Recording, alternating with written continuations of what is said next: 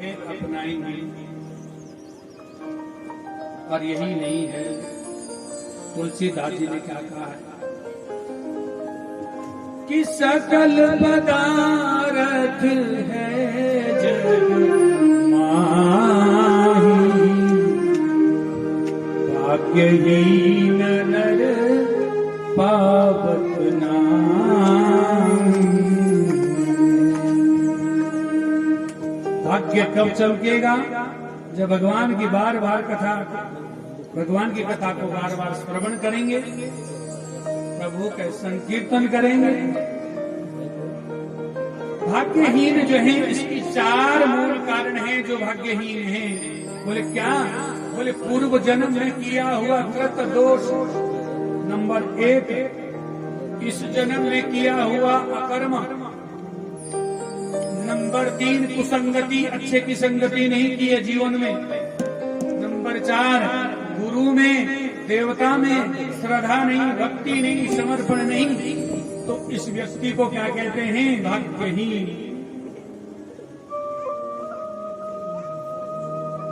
और सज्जनों माताओं, सत्संगति का जो महत्व है बहुत ज्यादा।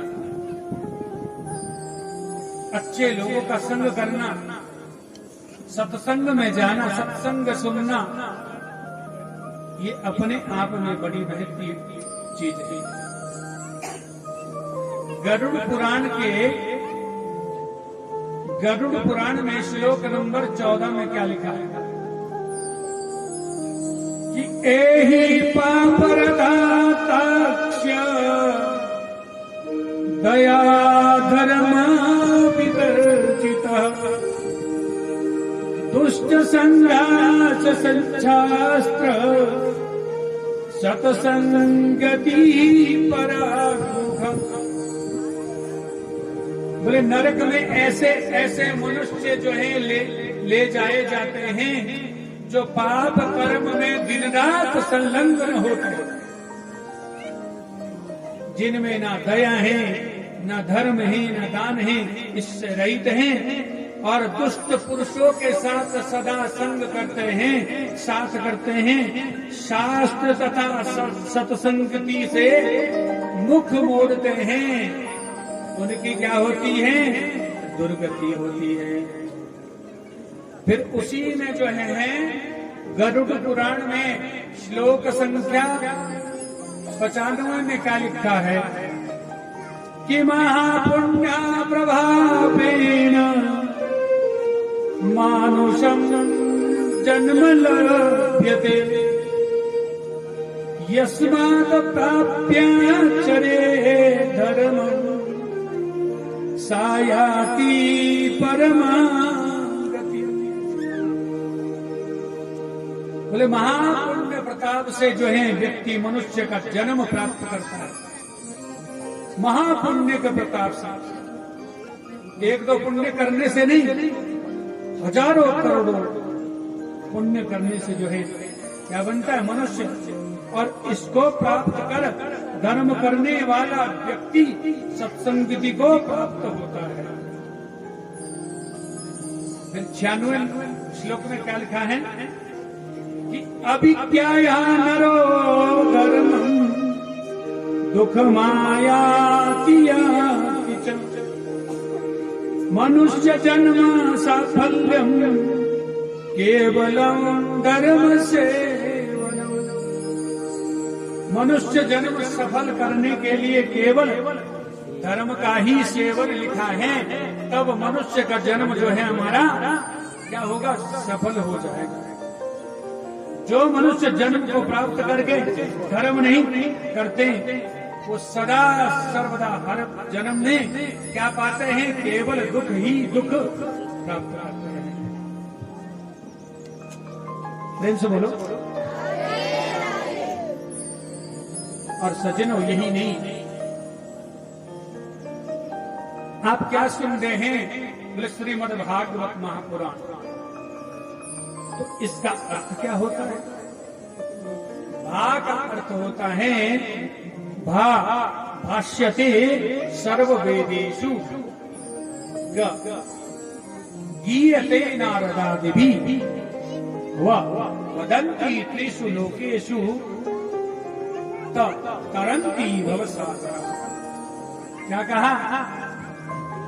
वह जो है कीर्ति को प्रदान करता है, वह जो है ज्ञान को प्राप्त करवाता है, वह वैराग्य को तो जो है संसार सागर से पार करने की यदि नौका है तो केवल श्रीमद् भागवत महापुराण। तो भागवत तो आपने सुन लिया, भागवत, लेकिन पुराण किसको कहते हैं? तो सर्गश्च प्रतिसर्गश्च वशो मन मंत्राणि च वशाया चरितम चैव पुराणम चैव पंचलक्षणम। बोले जिसमें सूक्ष्म सृष्टि, स्थूल सृष्टि, सूर्य चंद्र इत्यादि के वंश का निरूपण किया जावे, उस सदग्रंथ को क्या कहते हैं? पुराण कहते हैं। और पहले दिन में क्या होता है? महात्म्य। बोले महात्म्य किसको कहते हैं? इम्पोर्टेंस, महत्व क्या है, गरिमा क्या है, इसकी वरीयता क्या है? तो कहते हैं महात्म्य ज्ञान पूर्वक श्रद्धा भवति। महिमा के ज्ञान के बाद ही श्रद्धा का उत्पन्न होता है। जब तक आप भगवान की महिमा के बारे में नहीं सुनेंगे तब तक अंदर से ज्ञान प्रस्फुटित तो नहीं होता। प्रेम से बोलो। तो मानस में क्या कहा है कि कौन कौन इससे सुधरते हैं, कौन कौन नहीं सुधरते? कि सत सुधरे सत संगति पाई, पारस परस तुका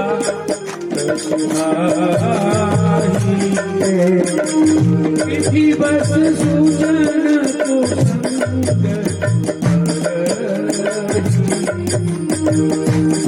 मनी समानी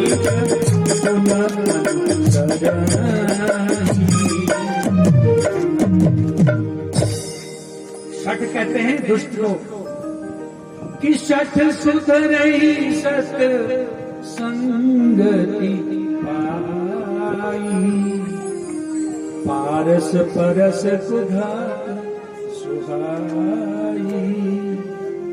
पारस मणि को जब लोहे में स्पर्श करवाया जाता है तो सज्जना वही लोहा जो है सोना बन जाता है।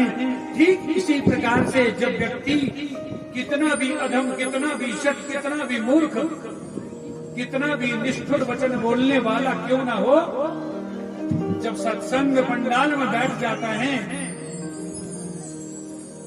तो नितांत 7 दिन में सुधर ही जाता है। प्रेम से बोलो।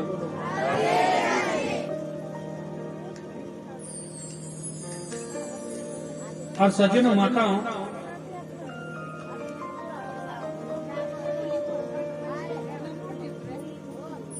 यही नहीं, जहां भागवत होती है वहां कौन कौन देवता, कौन कौन पवित्र तीर्थ, पवित्र झरने, कौन कौन वहां वास करते हैं? कि तत्रैव गंगा यमुना च बेणी गोदावरी सिंधु सरस्वती च सर्वाणि तीर्थानि वसन्ति तत्र यत्रोच्युतो द्वार कथा प्रसंगे। कितनी सुलभ बात बताई। आप तीर्थों में नहीं जा सकते ना हम लोग, अब तो जाने लग गए ना लोग, लेकिन पहले तीर्थों में बिरला ही व्यक्ति, कोई बूढ़ा सियाना व्यक्ति जाता था। अब तो सब जा रहे हैं, लेकिन मर्यादा का पालन नहीं करेंगे। केदारनाथ जी का स्नान कर दिया, बद्रीनाथ जी में तप्त कुंड में स्नान कर दिया, गंगा हरिद्वार का संगम में स्नान कर दिया, गौमुख के दर्शन कर लिए, गंगा जी को वहीं गौमुख में नहा लिया। यमुना जी का जहां प्राकट्य स्थल है, सरस्वती जो सामने प्रास्प दिया जहां व्यास जी की बनी है बद्री में विशाल में कलकल निनाद करती हुई, वो सरस्वती मैया अनेक तीर्थों का स्नान कर दिया, लेकिन पालना एक भी नहीं करते। प्रेम से बोलो। लेकिन यहाँ तो इस भागवत जी को आने से ही जो है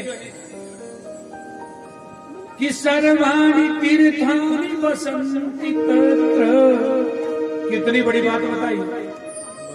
सारे तीर्थ वहां प्रवास करते हैं, सारी त्रिवेणियां, सारे संगम, समस्त जितनी नदियां हैं, पवित्र तीर्थ हैं कि तत्रैव गंगा यमुना च वेणी गोदावरी सिंधु सरस्वती च। गंगा जी, यमुना जी, त्रिवेणी, गोदावरी, सिंधु में समुद्र, सरस्वती माता, सारे तीर्थ वहां प्रवास करते हैं जहां मेरे हरि की कथा सुनाई जाती है। प्रेम से बोलो।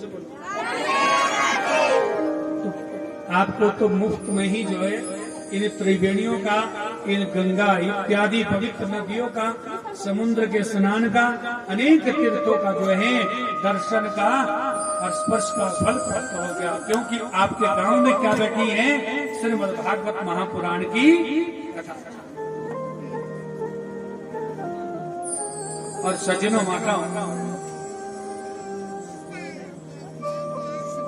भागवत ने क्या आदेश दिया है हम सबको कि केवल एक आधा श्लोक पढ़िए, उससे ही आपका कल्याण हो जाए। बोले कैसे पढ़े? बोले 365 दिनों में नित्य प्रति कि नित्यम भागवताम्यस्तु पुराणम पठते नर प्रत्यक्षम भवे तस्य कपिलादानजं फलम्। बोले जो व्यक्ति नित्य प्रति जो है भागवत जी को पढ़ता है, एक एक अक्षर के उच्चारण का फल उसको कितना मिलता है पता है आपको? जितनी जो है कपिला गाय जो है भगवान के धाम में जो रहती है, जितना उसके दान का फल मिलता है, उतना ही जो है एक एक अक्षर के उच्चारण करने से हम सबको प्राप्त होता है। संसारिक लोग क्या कहते हैं? बोले महाराज इतना तो समय नहीं है। अच्छा तो क्या करें? तो हमारे ऋषि मुनियों ने, मनुष्यों ने फिर जो है छूट दे दी। क्या कि श्लोकार्धम श्लोकपादम नित्यम भागवतो भव पठते शृणुयात् गौशास्त्र फलम लभेते। जो मनुष्य प्रतिदिन भागवत के अर्ध मन आधे श्लोक को पढ़ता है, गुनगुनाता है, केवल आधा ही कहा है, उस व्यक्ति को 1000 गाय के दान का जितना फल होता है उतना प्राप्त होता है। प्रेम से बोलो। और यही नहीं सज्जनों,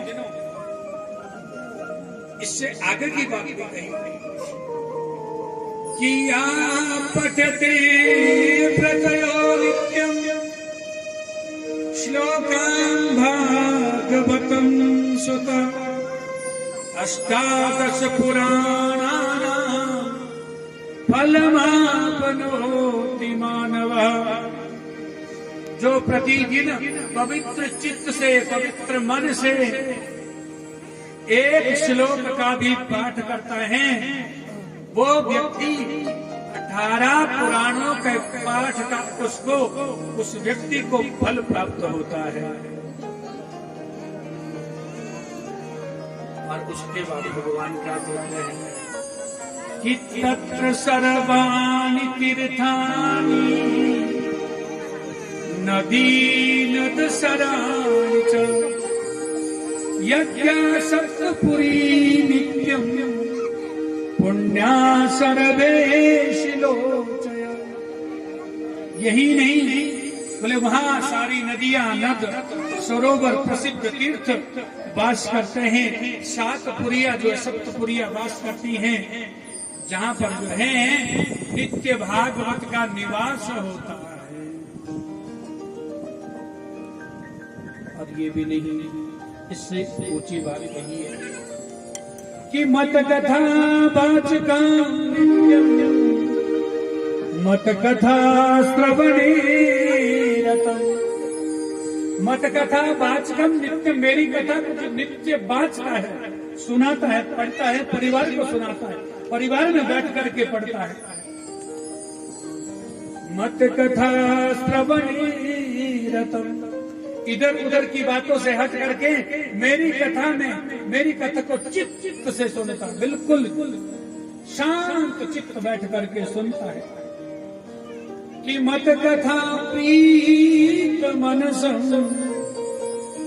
नाहं तक्ष्यामि तं नरम। इससे ऊंची बात और क्या बताइए, बोलो। कि जो मेरी कथा को सुन करके मन ही मन में प्रसन्न होता है, बोले उस व्यक्ति को मैं कभी नहीं छोड़ सकता। भगवान कहते हैं ये मेरी मजबूरी है। प्रेम से बोलो। और फिर आप लोग जो है सभी डॉक्टर का तो दर्शन किया होगा सभी। क्या कहते हैं डॉक्टर साहब, ये सुबह की दवाई है, ये दोपहर की है, ये शाम की है, ये गुनगुने पानी के साथ, ये दूध के साथ, बोलते हैं कि नहीं बोलते? तो मैं भी आपको एक 7 दिन के लिए नहीं, जीवन पर्यंत के लिए एक टैबलेट देता हूं। कौन सी टैबलेट है? ध्यान से सुनो। कि सदा सेव्या, सदा सेव्या श्रीमद् भागवती कथा, यस्य श्रवण मात्रेण हरिश्चित्तं समाश्रय। सदा सेव्या, बोले एक दिन भी मत छोड़ो कि कथा ना सुनो। कि सदा सेव्या, सदा सेव्या श्रीमद् भागवती कथा। सदा सुनो, सदा सुनो, नित्य प्रति सुनो। यस्य श्रवण मात्रेण, जिसको सुनने मात्र से ही हरिश्चित्तं समाश्रय। यदि कोई द्वार है प्रभु को अंदर बिठाने के लिए तो कर्णपुट हैं, और कर्णपुटों के द्वारा हृदय अंगत कीजिए भगवान की श्री कथा को, तो कहाँ बैठ जाएंगे? सीधे सीधे कान में नहीं, कहाँ बोलो? हृदय में अंगत हो जाएगा, हृदय अंगत हो जाएंगे। और आप कहेंगे कि हृदय में तो है ही बैठे हुए हैं, लेकिन हम तो उनको विसर जाते हैं। पल पल में हम याद किसको करते हैं? दुनिया को। पल पल में याद किसको करते हैं? रिश्तेदारी को। पल पल में याद करते हैं अपने इष्ट मित्रों को। पल पल में याद करते हैं किसको याद करते हैं? बोलो। अपने सगे संबंधियों को। और पल पल में यदि सुमिरन करना है केवल गोविंद का करना।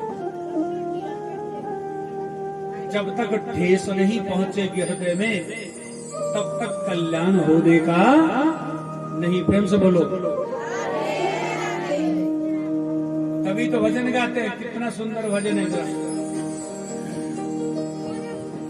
कि तुम्हारी याद आती है, बता दो क्या करे मोहन।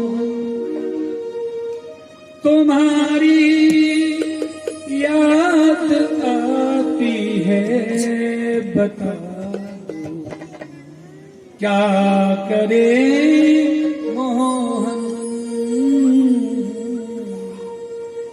क्या करे मोहन। प्रभु का बार बार सुमिरन करो, और जब सुमिरन करोगे तभी कहीं ना कहीं प्रभु आपके हृदयंगत हो जाएंगे। प्रेम से बोलो। तो आप कहेंगे इतना जोर देकर के आप कह रहे हो महाराज, लेकिन भागवत सुने, जरूर सुनेंगे, कथा पंडाल में भी सुनेंगे, टेलीविजन के माध्यम से भी सुनेंगे, लेकिन मिलेगा क्या? प्रेम से बोलो।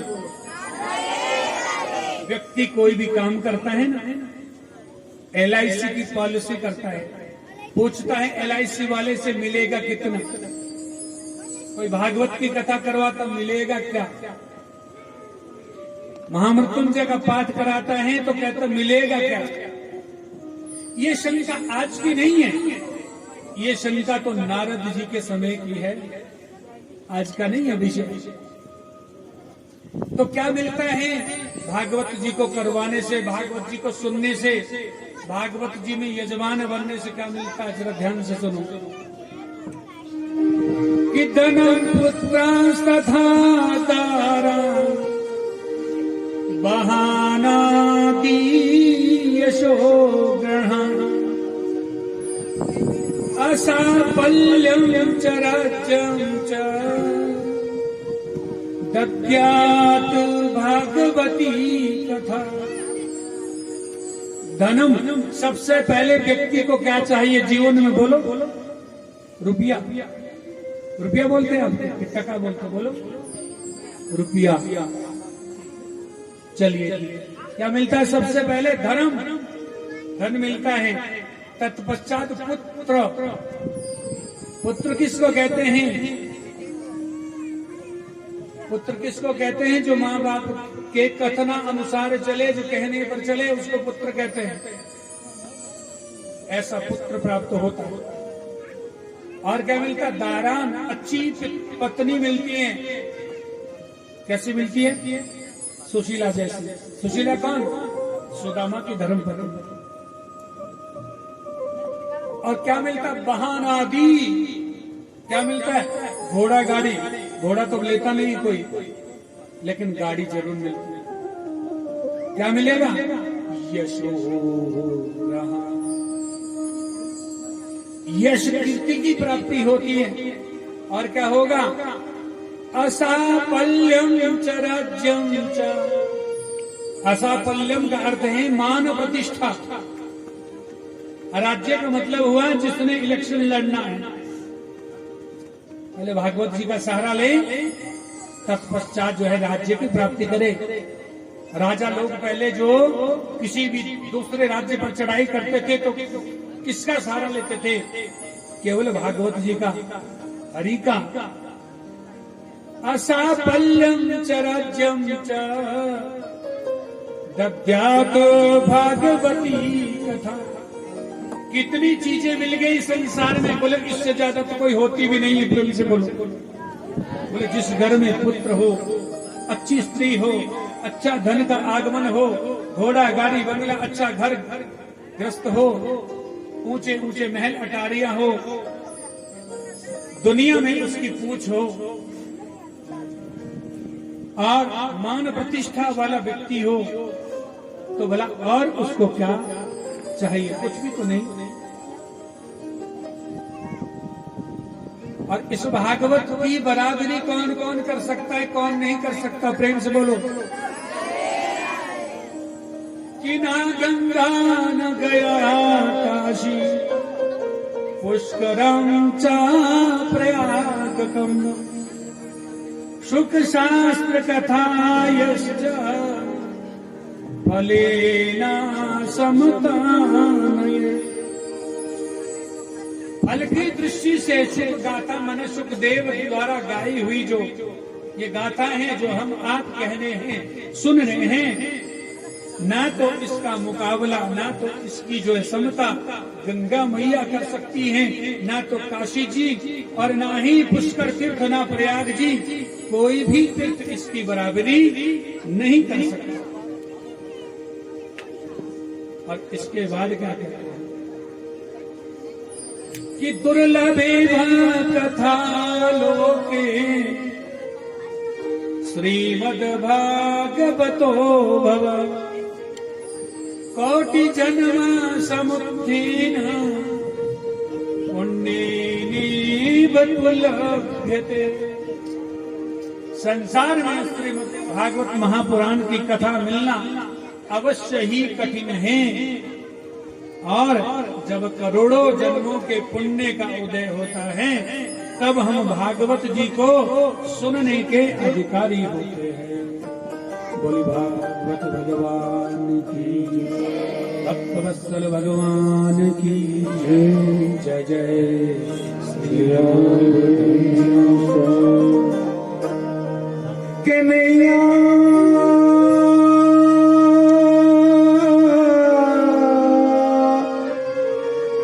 मेरे काना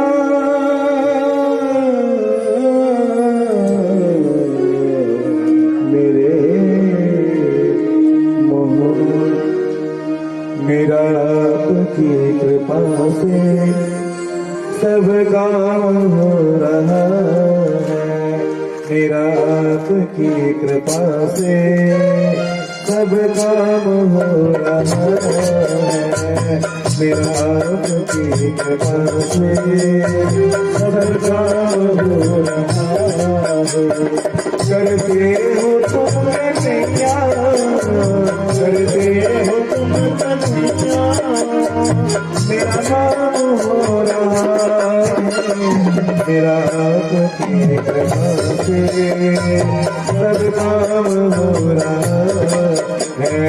मेरा आपकी कृपा से सब काम हो रहा है।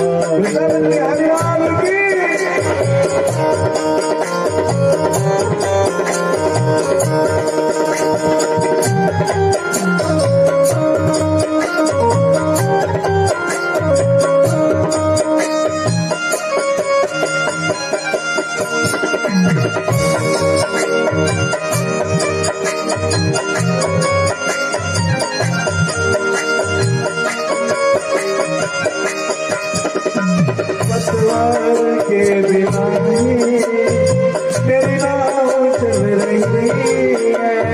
पतवार के बिना मेरी नाव चल रही है। मेरे मोहन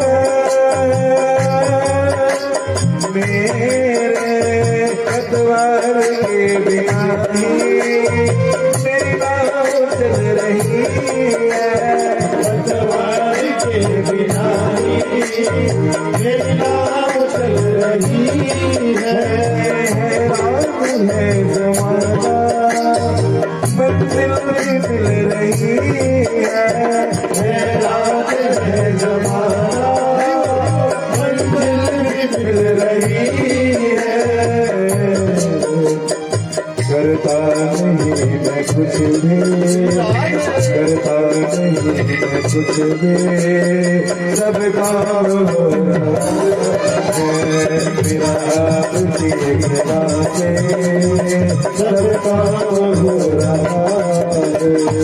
करते हो तुम कन्हैया, करते हो तुम कन्हैया, हो करते हो तुम सावरिया, करते हो तुम सावरिया, मेरा नाम हो रहा है।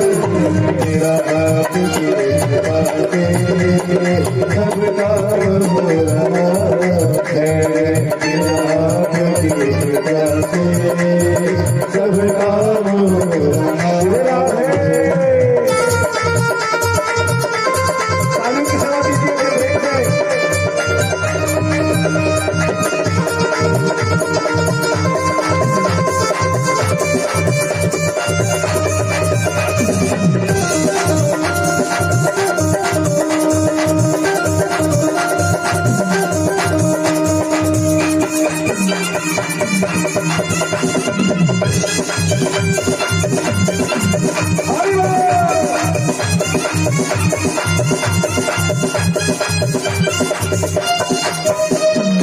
मैं तो नहीं हूँ काबिल तेरा बार कैसे पाऊँ। मैं तो नहीं हूँ काबिल तेरा बार कैसे पाऊँ।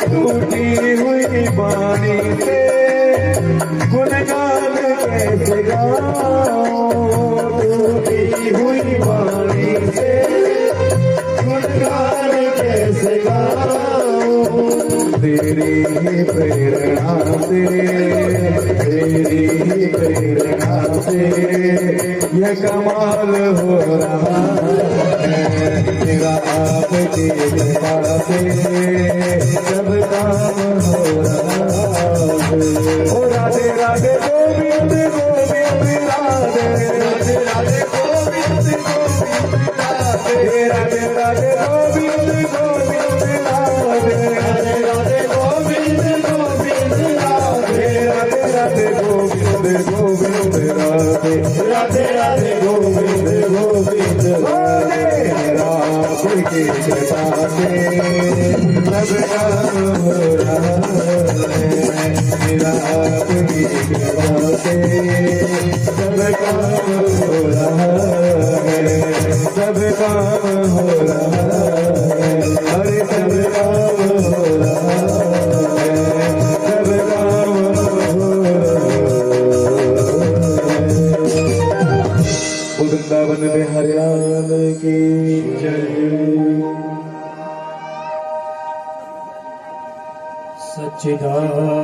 सच्चिदानंद रूपाय विश्वोपत्यादि तवे तापत्रया विनाशाय श्री कृष्णाय वयं नमः। सत चित और आनंद। सत किसको कहते हैं? सत कहते अविनाशी को, जिसका कभी नाश नहीं होता। और चित्त किसको कहते हैं? प्रकाश को, लाइट को, विद्युत को, उजाले को। और आनंद किसको कहते हैं? आनंद का कोई उल्टा होता है? बोलो कभी पढ़ा है किसी ने? आनंद का उल्टा कोई होता नहीं है। तो आनंद कौन है? परमात्मा। अच्छा, जिसको जलेबी भाती है ना जी, जिसको जलेबी अच्छी लगती है, जलेबी का नाम सुन के लारे टपकती कि बोलो कि नहीं? क्यों? क्योंकि उसे वो चीज अच्छी लगती है, भाती है। ठीक इसी प्रकार से मक्खन खाने वाले को मक्खन का नाम लेते ही लारे टपक पड़ती हैं। ठीक इसी प्रकार से भगवान का गुणानुवाद करने वाला, गुणानुवाद सुनने वाला व्यक्ति को, उसको भी अंदर ठेस लग जाती है और आनंद की अनुभूति होती है।